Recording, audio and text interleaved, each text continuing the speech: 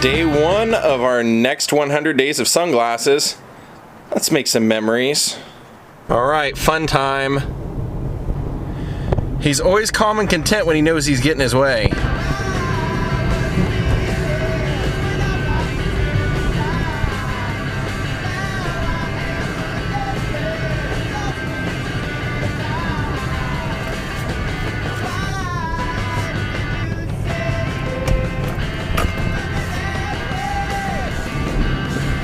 We're here. Come on in, fella.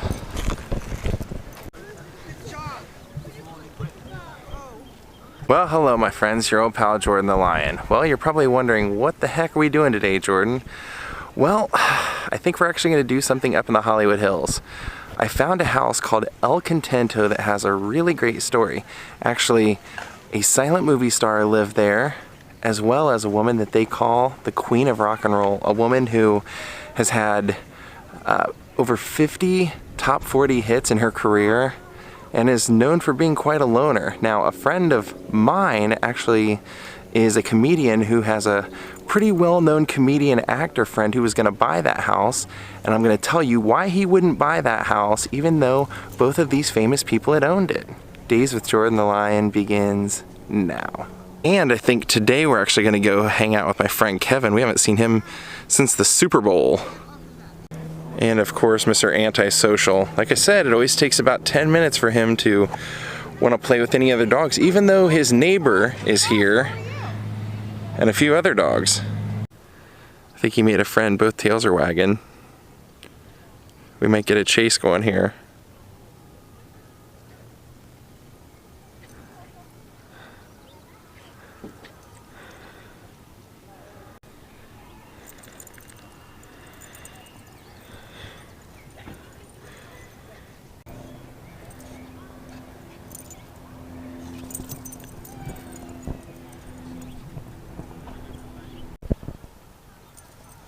You know, you could have done this at home. Now, the house that we're going to see today, not only was it this Queen of Rock and Roll, not only was it her house, but I actually found an interview of her inside the house referencing the silent movie star who used to own the house.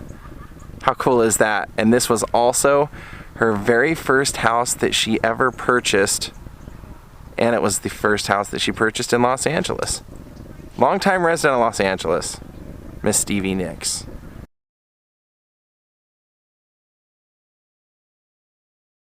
So I thought I'd also mention to you, or at least talk to you guys about what's up with like the live streaming, why I live stream or why I remove them, or what's the deal. You know, I know people are all over the fence about this thing. Even my friend Breck has said, he's like, yeah, I never watched the live streams like after the fact, you know.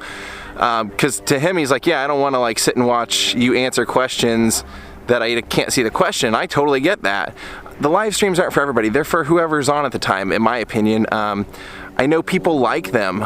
People have written me many times and said how much they love that concept, and that seems to be a big thing on YouTube, so I'm just trying to utilize what YouTube has to help build your fan base and help you connect with people. And I think that's a pretty cool tool to do. I can just do it pretty much anywhere, especially if it's somewhere I don't feel like vlogging, that I happen to be just walking around and I can just go live and keep people company. And a lot of times I just delete them afterward because I'll talk about things that are in the next day's vlog or the day after, and you know, a week after that you don't have any frame of references to what I'm talking about, and I think, you know, maybe it's a little boring. And like I said, I always view it just for, I mean, I mainly focus it for whoever's watching it at the time, not for who will see it later. So, and plus I have so many videos on my channel, I just feel like having a lot of the live streams just kind of mucks it up for people that want to see more of the organized content that I create. So that's the deal with the live streams. It's just for fun, and it's just for whoever happens to be around. It's don't look anything into it if it's been removed. There wasn't anything that was, you know, controversially said or anything. It's just, I just don't want it to muck up the channel. That's it. And thank you to all who watch. I'll probably actually do another one today. There we go, and now he's getting active.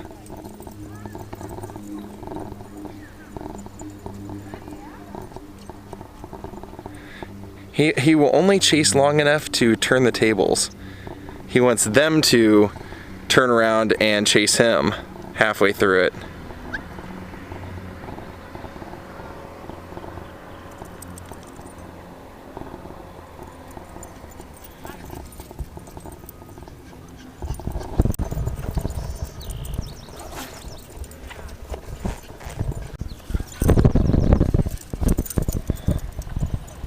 Of course, there he is standing on top of the picnic table, getting pet. This has become the puppy hangout over here. Alright, well, I thought we could walk this one today because when I mapped it, I mean, I knew it was close, I knew it was walkable anyway, but it said it was only like 7 minutes away driving, so figured let's walk it. And here's the Castle Argyle. That's a apartment building that Gloria Swanson once lived in.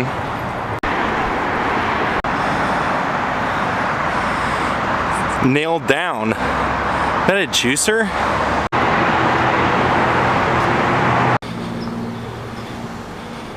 Now as we get up here to this secluded neighborhood and house, you'll quickly see why a well-known comedian didn't want this place, but Stevie Nicks would.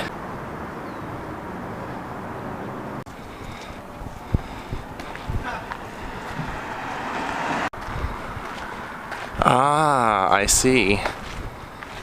Oh, that's cool. That's Monastery Gardens. Really into the blue here. Slug bug.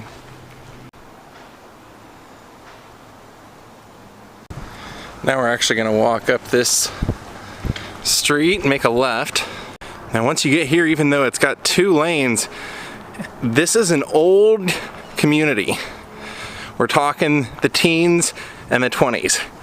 So cars now have a hard time going more than one on each side up here. This is pretty narrow.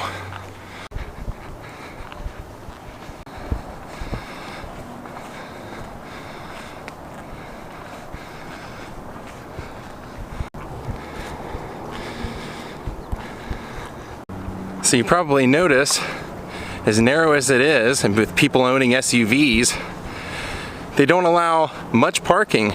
Right there's the first parking space we've seen. Cool Lambo. Now we're making our first turn up here. Take a look at what the name of the street is. That's how the house got its name, El Contento. Wow, great flowers.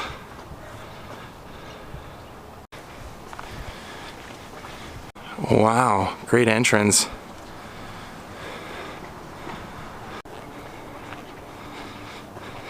So this house right here in 1927 was built for silent movie star Vilma Banky. Now Vilma Banky, many of you may know if you're an old silent movie buff, because she made a lot of great movies with Ronald Colman, but more notably, she made Son of the Sheik and The Eagle with Rudolph Valentino.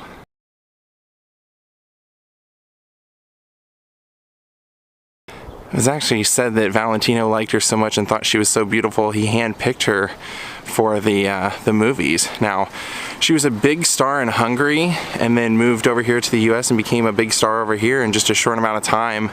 But right around the 30s, they say it was because of the invention of the talkies that her thick Hungarian accent was kind of a problem for movies, but she basically had just come out and said, I want to retire, like I've worked enough in my life, I don't want to do it, I just want to be a housewife. And she was married to the famed actor Rod LaRock.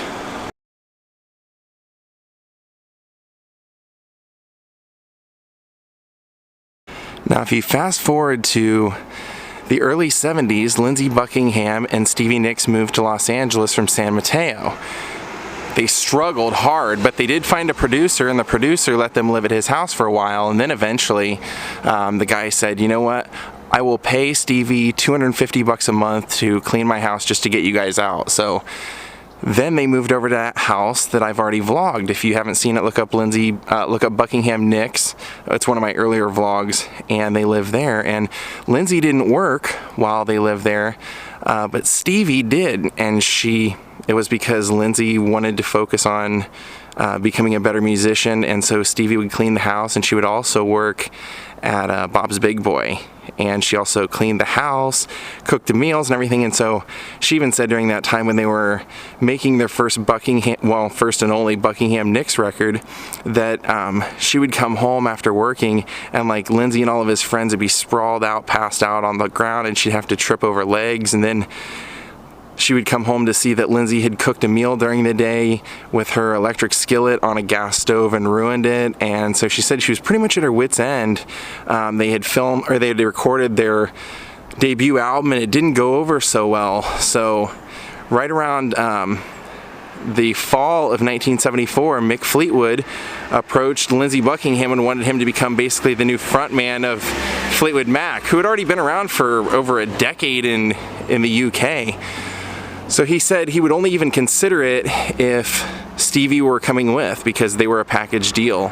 And so Stevie went out, bought all the records of Fleetwood Mac to see if they could add anything. They didn't just want to join because they needed the money. They wanted to feel like they could bring something musically to it. And so they went out, listened to the records, and she said, we have to join this band. We're joining this band.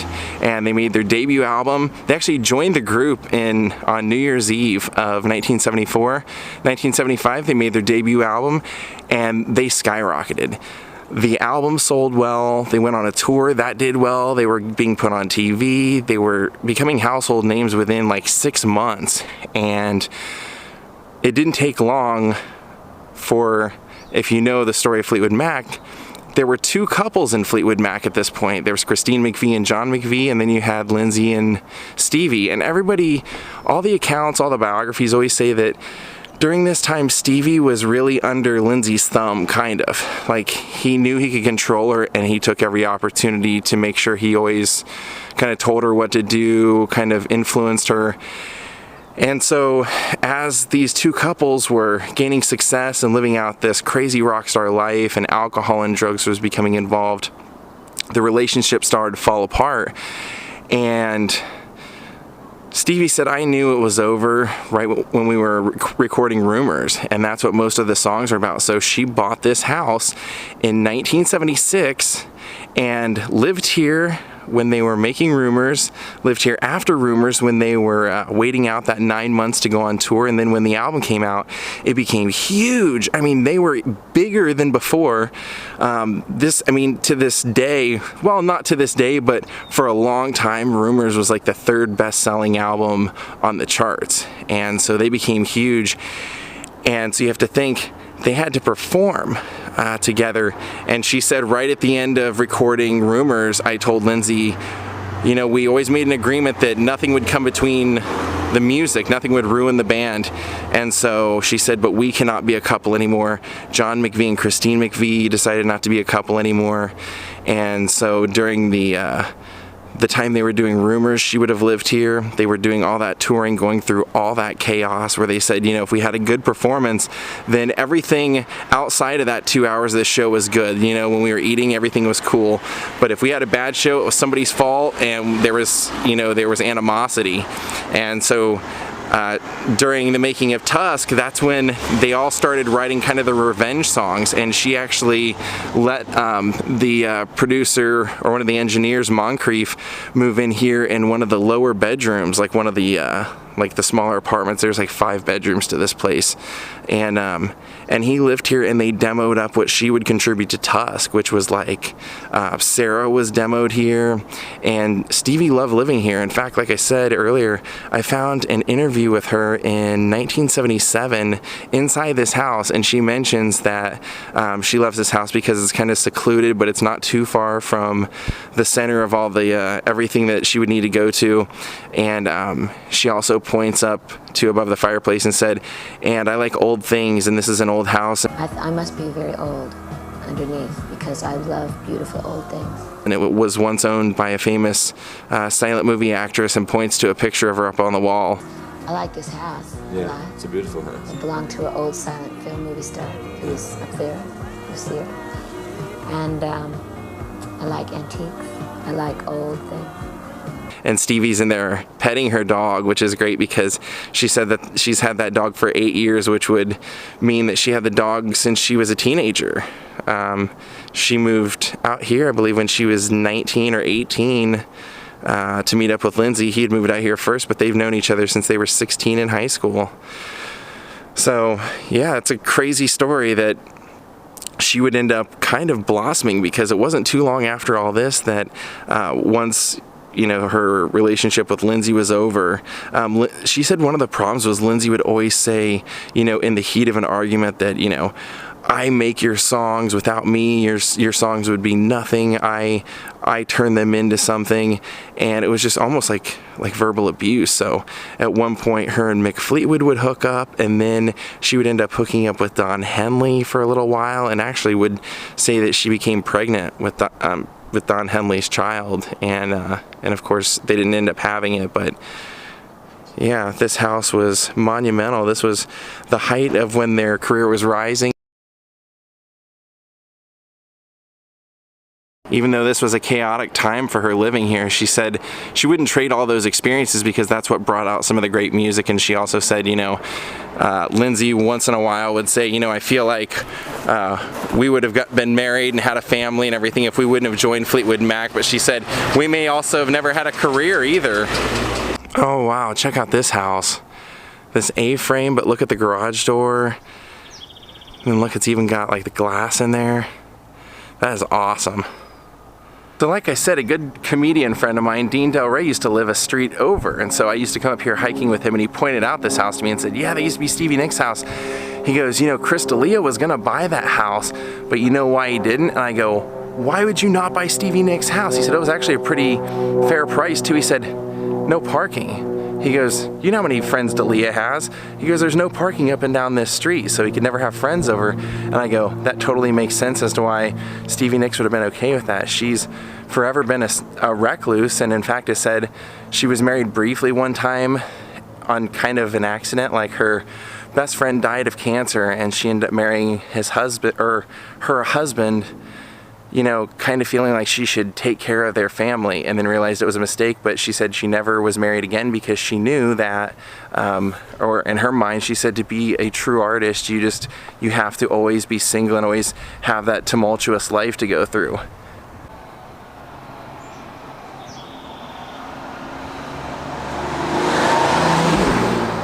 That's a pretty cool place up there. If you want to see what the inside of that house looks like, there's actually a video. Just type in Stevie Nicks El Contento house on YouTube, and a realtor, when they were selling it a few years ago, did a walkthrough kind of video of it, so you can actually see what it looks like now.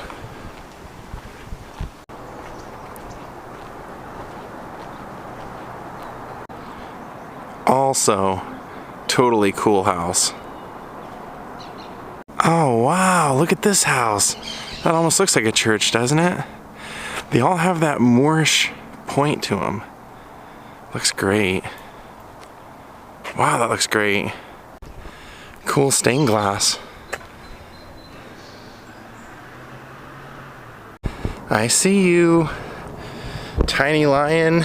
I saw this, and then I saw this, but what really got my attention was the door handle. There's a butterfly and a lizard. Even look at that. Wow, that's a great house too. Take a look at that one. Do you guys see this? Take a look at this. A Headless Buddha? That doesn't seem right. Oh, don't show my friend Sam Tripoli this sign. He'll think it's the Illuminati. Well, we gotta go up here and see what's up in this one. This one has its head.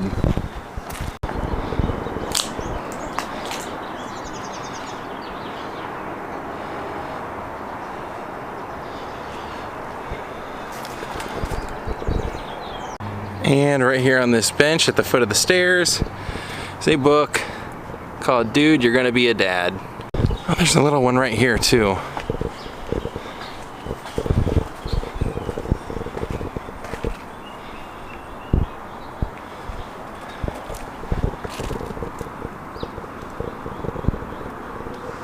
Check this out, Bungalows de Primos. And they have a little placard here. I read it and I was like, yeah, that's worth talking about. It says established 1919. These craftsman bungalows, modeled in the Mission Revival architecture, were built in the silent film era and housed Hollywood's most prominent hopefuls. Today, as then, these spacious grounds provide for an artist's haven.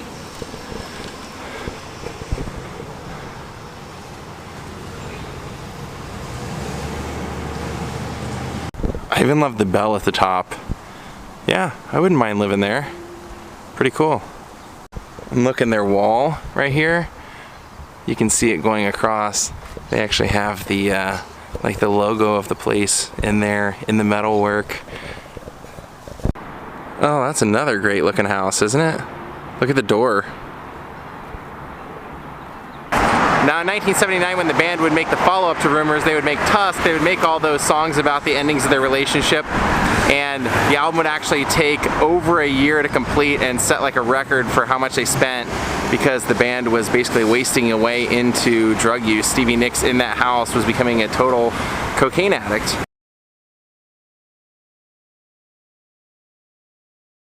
Alright, well John, I came over to Kevin's to hang out. Like I said, we just watched the McDonald's game, which is usually like the high school all-star game kinda, and now we're watching the Celtics game. We're just hanging out, watching basketball and having fun. So it's cool, like I mentioned before, I always like coming and hanging out with Kevin because he's really the only friend I have that keeps up on sports, so he's really the only person, if I want to go watch sports, that I have to go watch sports with anymore.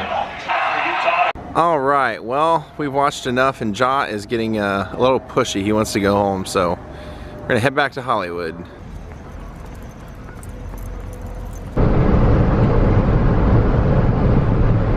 Well, that's it, gang. We're gonna call it a night here. I hope you guys enjoyed seeing Stevie Nicks' Rise to Fame house, the house that she lived in around Rumours and Tusk and went through a lot of her life changes in.